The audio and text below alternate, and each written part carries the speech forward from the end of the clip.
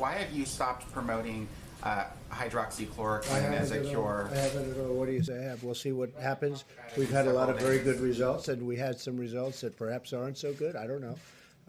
I just read about one, but I also read many times good. So I haven't at all. And it's a great for malaria, for lupus, for other things, and we'll see what it is. But I guess, Deborah, they have many studies going on that, so we'll be able to learn. Have you looked at the veteran study that shows that I have not. the death rate is higher? I have not seen it. Go ahead, please. Mr. President, we're now over 26 million new jobless claims over 5 weeks. Yeah. How the Vice President talked about this summer getting better, but what do your economists tell you about the time it's going to take to you in the U.S. to create Well, I know those a jobs lot back? about economists. August, Yeah. September, Sure. October. Well, let me go. We know the rest of the question, right? So I know a lot about economists, and the answer is they have no idea. I think I have as good an idea as anybody, and I think our economy will start to pick up very substantially as soon as the states get open, and that's happening as we speak, and it's actually very exciting, and people are just thrilled to see it because our country has to get back to work. They want to get back to work. You see that, whether it's a demonstration or just in talking to people. They're going to get back to work, and they're going to get back to work very fast. States are advanced. I look at Gavin Newsom. Newsom was very nice today. He wrote a beautiful statement about. We sent him a lot of things that he needed. Okay, different things that he needed. We got it taken care of. They've done very well in California, as you know. They're doing really well in Florida. They're doing well in a lot of places. New York and New Jersey got hit very hard. They're doing very well. I spoke again with Governor Cuomo, with Governor Murphy. They're doing a great job. And here's the thing: we have to see they got hit hard. Everyone close together, tight in. People don't realize New Jersey is very tight. You realize that because you've been covering it for a long time. But very tight. New York obviously is very tight. They're doing a terrific job. I think for the most part, I'll be able to tell you when it's all over. But a lot of the governors have done a really terrific job. Some I don't think have, to be honest. But we'll be talking about that in the future. Yes, go ahead. Thank you, Mr. President. In a new interview today with Time Magazine, Dr. Fauci said that the U.S. is not in a situation where we can say we are where we want to be with regard to testing capacity. He said we need much more testing capacity as well as tests. So why do you keep saying we have a tremendous testing capacity? And do we have a national strategy that goes beyond tracking just what the states are doing? The answer is yes, and the answer is, as you know, and as I've said many times, we're very advanced in testing. Other countries are calling us to find out what are we doing. And by the way, within 2 weeks, you'll see numbers and you'll see different forms of testing, just like we came up with the Abbott Laboratories machine, which gives it to you in 5 minutes that everybody wants. Everybody's asking, can we get that? But you can only make them so fast. But as you know, we've done more testing than every other nation combined. And that's a big statement. And, you know, when they talk about different tests and different things, we're also a bigger nation than most. And so when they look at statistics, because statistically we're doing phenomenally in terms of mortality, in terms of all of the different elements that you can judge. When you look, Germany and ourselves are doing very well. We are very accurate in the reporting of numbers. In fact, I'll go a step further. As you know, in New York, they actually added quite a few deaths to a list that was done in New York. And they added a number of deaths. We're very, very highly accurate. And then you'll look at certain lists of other countries.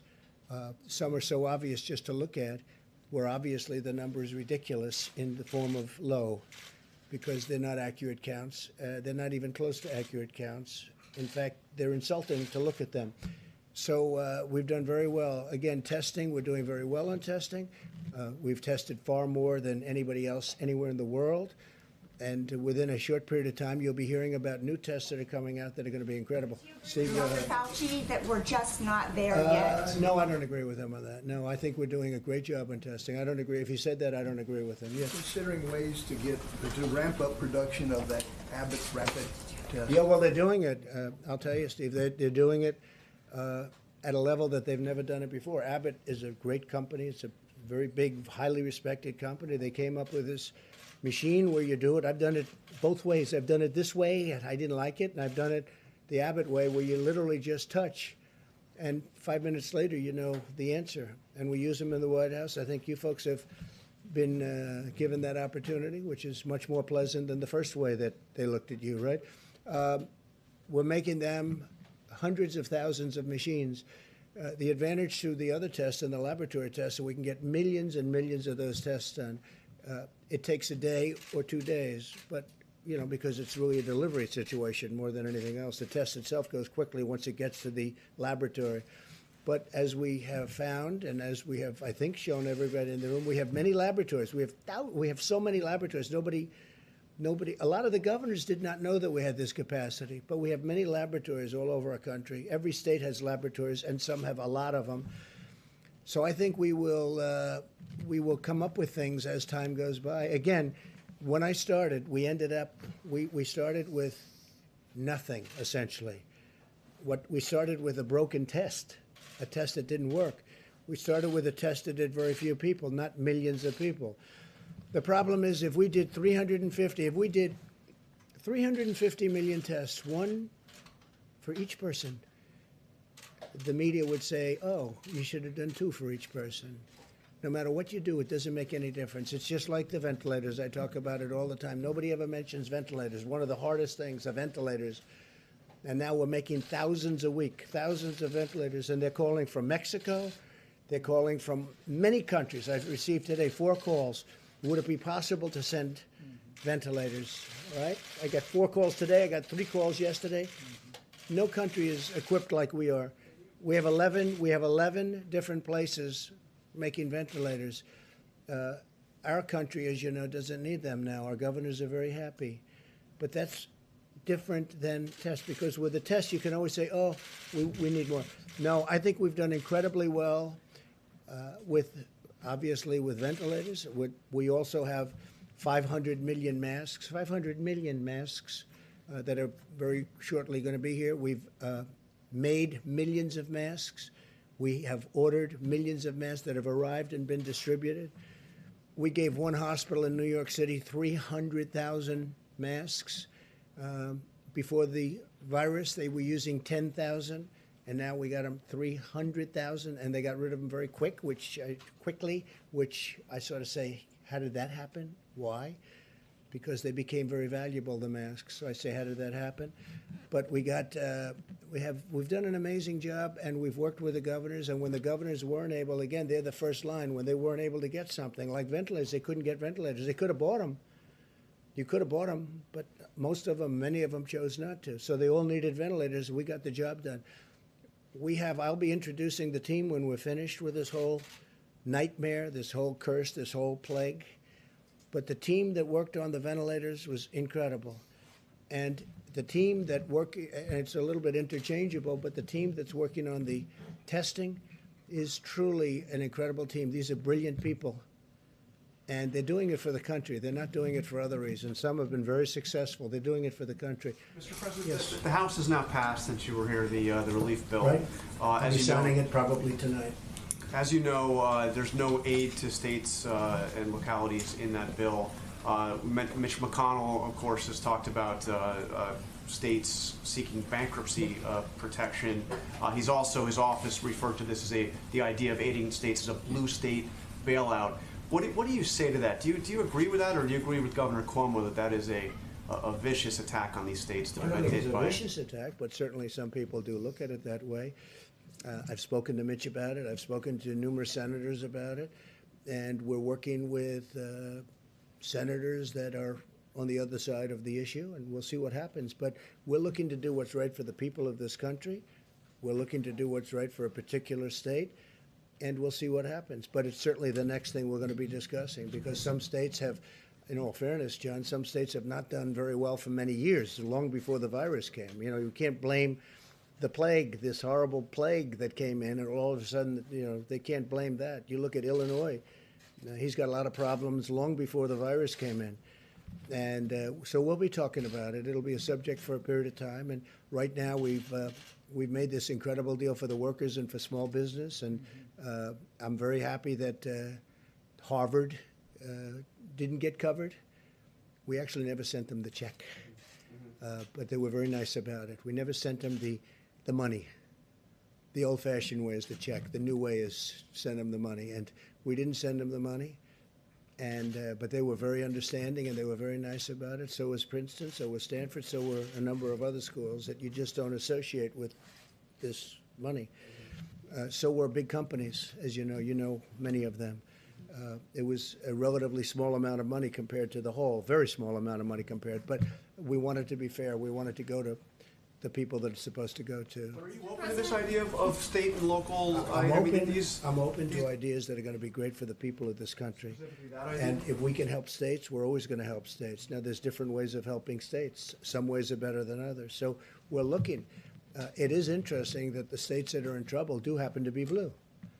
It is interesting. If you look around, I mean, the states that seem to have the problem happen to be Democrat. And New York and New Jersey got hit by this, but this New York virus and New really Jersey hard. were in a lot of trouble Massachusetts. long before the plague came. And they were, they had a lot of problems long before the plague came. I spoke with Governor Cuomo about it, spoke to Governor Murphy about it. I spoke with Gavin Newsom about it. And I'm speaking to a lot of people about it because it's probably going to be the next thing on the list.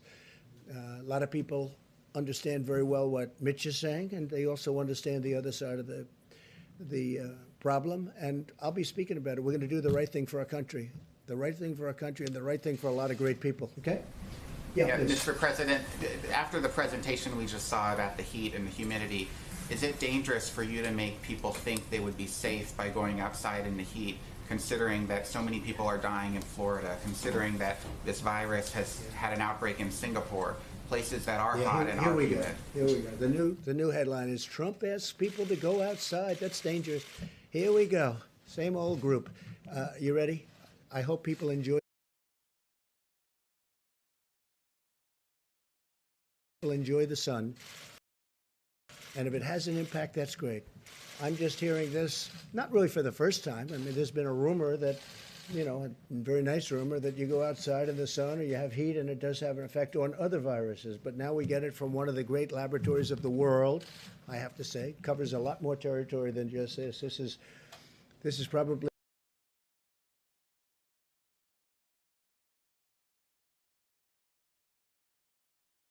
an easy thing, relatively speaking, for you. I would like you to speak to the medical doctors to see if there's any way that you can apply light and heat to cure. That if you could, and maybe you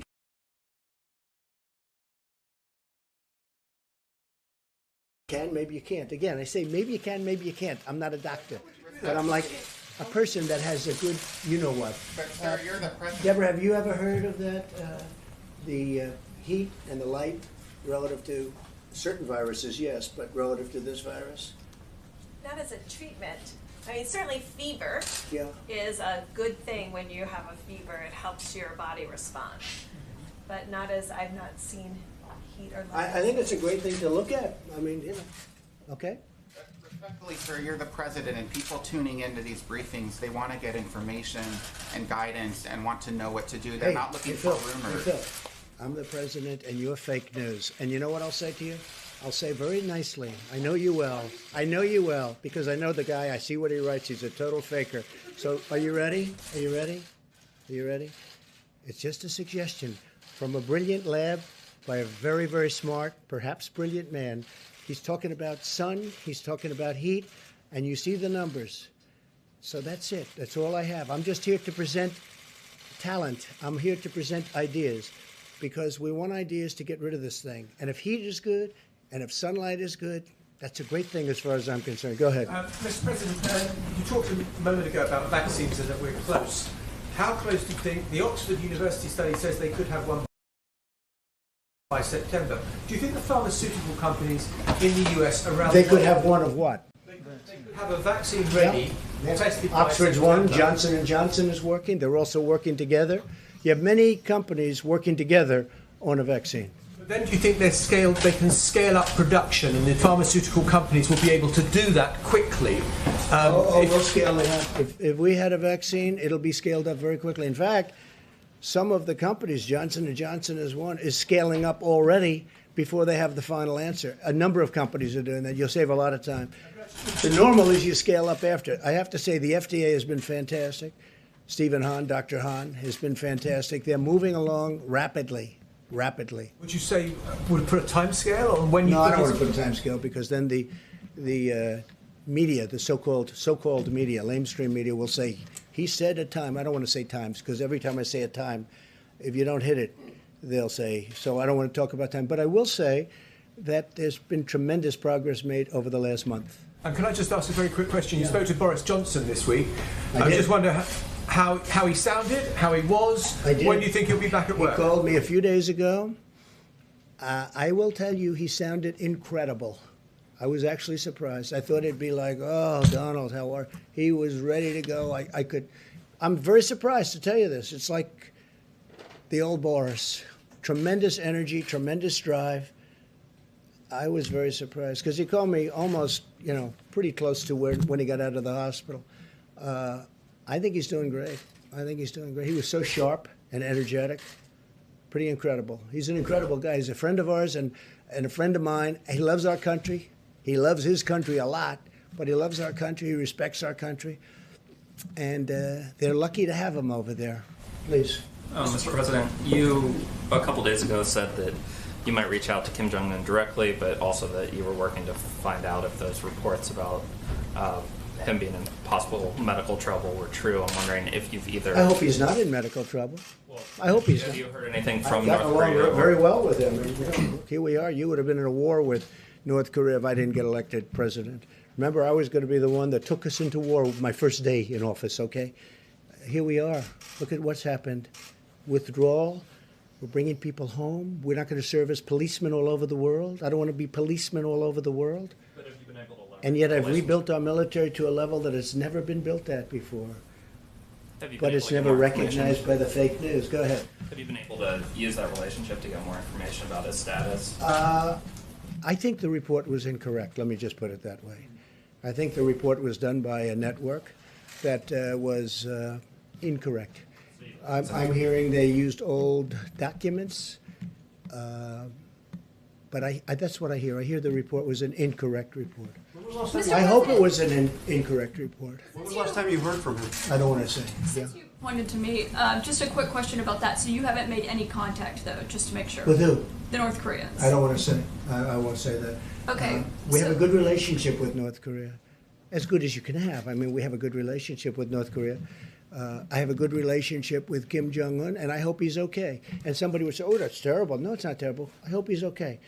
And I think it was a fake report done by CNN. Can I ask you a question? What do you have? Go So ahead. No, that's enough. Go ahead. Can I ask? But that wasn't my question. The problem is you don't write the truth. So, as far as I'm concerned, I want to go. reference I it? want to go to the next Can I one. ask you a question about? No, not CNN, please. Go ahead. The White House has You not don't. responded to these I told you. allegations from this Friday. CNN is fake news. Don't talk to me. Go ahead, please. But he says he was retaliated against, and that's why he was removed from his job. Do you have a response to that? Okay, next question. Mr. President, I have two questions, one on behalf of a colleague who's not here because of social Just distancing. ask one, please. First one, could you talk about your decision-making process with Over the my governor what? of Georgia? You The yesterday said, controversy? well, you said yesterday that you told the governor of Georgia I you did. were concerned. I had a good about- talk with the governor of Georgia. Earlier in the week, you spoke and you did not convey this kind of message. Was there a I change did in your convey thinking? the message. I didn't like the fact that he's leaving certain things. I want the states to open more than he does, much more than he does. But I didn't like to see spas at this early stage, nor did the doctors. Is that a correct statement, Deborah? I didn't like to see spas opening, frankly. I didn't like to see a lot of things happening, and I wasn't happy with it. And I wasn't happy with Brian Kemp. I wasn't at all happy because, and I could have done something about it if I wanted to, but I'm saying let the governors do it. But I wasn't happy with Brian Kemp. Spas, beauty parlors, tattoo parlors. That. And by the way, I want them to open. Oh, excuse me. Your medical Excuse me. experts? I want them to open, and I want them to open as soon as possible. And I want the state to open. But I wasn't happy with Brian Kemp. I will tell you that right now. Yeah, go ahead. So are you surprised he defied you on that? Because No, you he made it didn't. clear. No, he didn't defy me at all. That's your language. He didn't defy me. You know what happened? I said, "You make your own decision." I told him that. I said, "You're not in the guidelines. but I'm letting you make your own decision. But I want people to be safe, and I want the people in Georgia to be safe. And I don't want this thing to flare up because you're deciding to do something that is not in the guidelines. And I went to Deborah and Dr. Fauci and other people, and they weren't thrilled about it. And I could have stopped them, but I decided, and we all agreed, they got to watch it closely. So we'll see what happens. I told him very distinctly, I said, Mike was there, I said, you do what you think is best.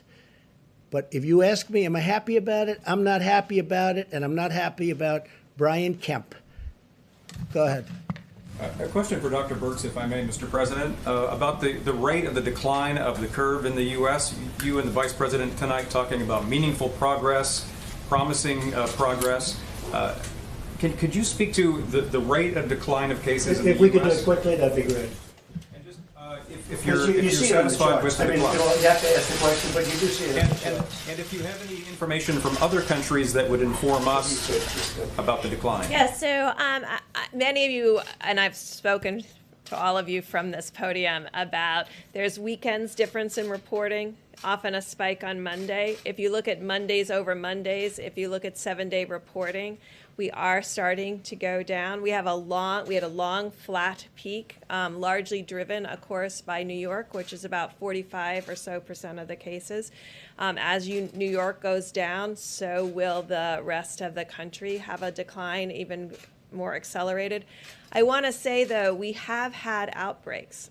We've had outbreaks in specific prisons. We've had outbreaks in specific nursing homes. We've had outbreaks in specific plants. And when that happens, that adds 200, 300, 400 cases on that single date. So we track very carefully not only what the country's doing, but what each state is doing, each county is doing, and we look at delta changes across all of the counties so that we find early warning signals for these types of outbreaks, because we want the whole country to go down, but we also want to prevent the outbreaks before they occur. Mr. President? Go ahead, please. Yes, thank you. Looking forward to November, to the election. Given the risk that the flu and the coronavirus come back, there could be a problem. Do you think there is a risk that there will be lack of agreement, lack of legitimacy to the results in a very close election, and people start saying, well, a whole bunch of people couldn't go and vote because they were scared? I can't tell you what's going to happen in an election. Yeah, a great question. I can't tell you what's going to happen. We have a sleepy guy in a basement of a house that the press is giving a free pass to, who doesn't want to do debates because of COVID, and lots of things are happening, right? And I watched a couple of interviews, and I say, oh, I look forward to this. But they're keeping him sheltered because of the coronavirus. And he's not moving around. He's not moving too much. And then I watch what the press does to the Republican Party, and to me in particular. We had the greatest economy ever put together. We were doing, this is a month and a half ago, we were doing numbers likes of which we've never done. African American, Asian American, Hispanic American, best employment numbers ever in the history of our country. Our employment numbers, the best in the history of our country, almost 160 million people. The stock market, record numbers, many, many times during my tenure, many, many times. But now we have a country that we had to close because of this. And frankly, if we didn't close it, we would have lost millions of people possibly, but certainly we would have lost 1 million people. You take the high number and cut it in half again. But whether it would have been 600, 700, 800, you take a look at the travesty that there is. You take a look at this horrible, horrible scene of hospitals with bodies and black body bags, right? Multiply that times 10, 15, or even 20, because that would have happened. So we did the right thing. So far, we did the right thing. So far, we've called it right. We've mobilized like it was a military operation, and it was largely a military operation between ventilators and testing and so many other things. And we've had a lot of good partners, not all good partners, but we had a lot of good partners. Gavin Newsom today thanked us very much. Gavin Newsom, California, thanked us so much for getting him all the things that he needed so he can keep going and keep doing a good job. We got it to him today. Tomorrow we're getting him even more. Would have been harder for him to get it than us. We agreed to get it. We got it on time. He said promises made, promises kept. He actually said that in a statement today. We've done a good job. We've gotten very little credit for the great job we've done because of the media, because the media is not an honest media, in my opinion, much of it. Not all of it. We have some great reporters that I have tremendous respect, but much of the media is not honest. So I can't tell you about the election. You have a Democrat Party, and you have a large portion of the media automatically giving a guy a pass. He's been given a pass. Whether or not he's going to be the nominee, I have no idea.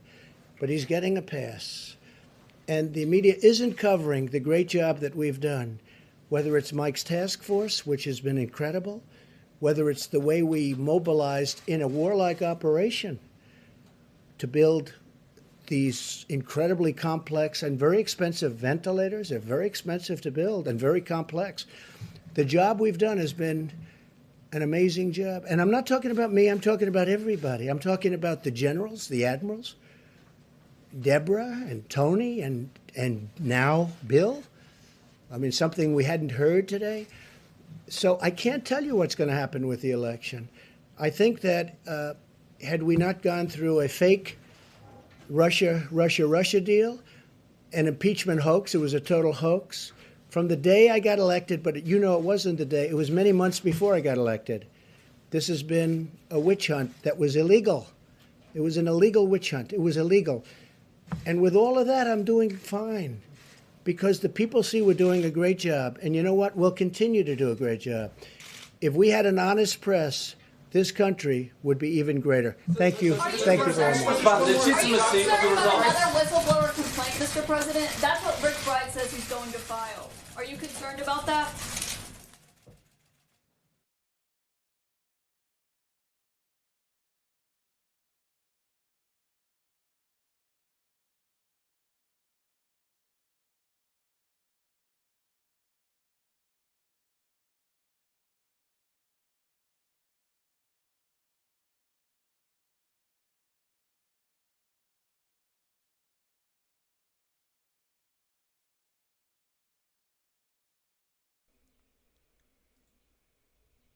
All right, everybody. Since, nobody is really, there's not a whole lot of people watching right now. Maybe you're watching the replay, though. So I hope that you enjoyed the White House doing the coronavirus task force update.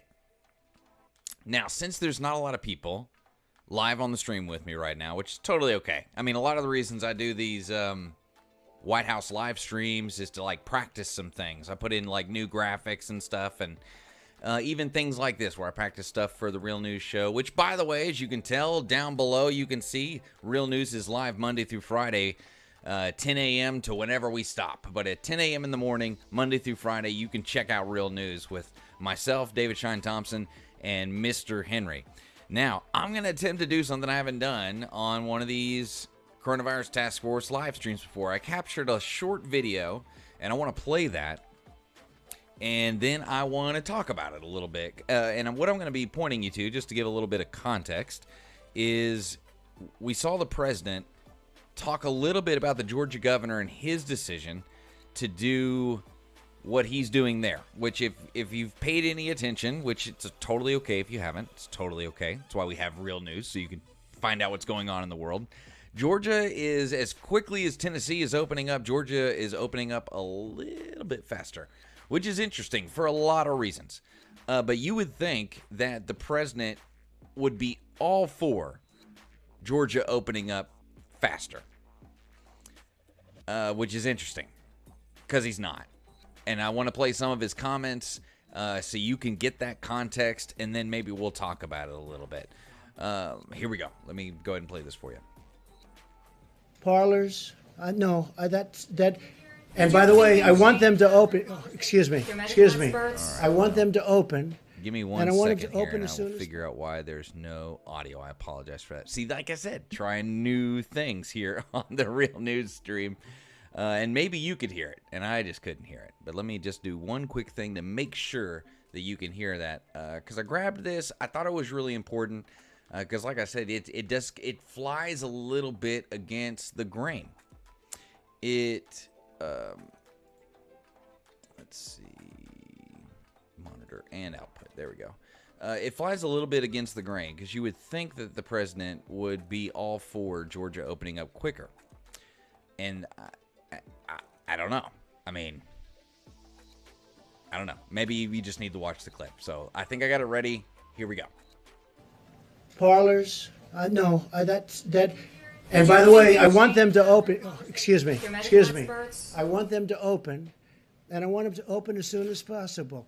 And I want the state to open.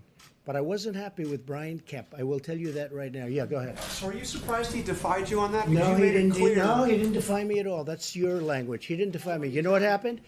I said, "You make your own decision." I told him that.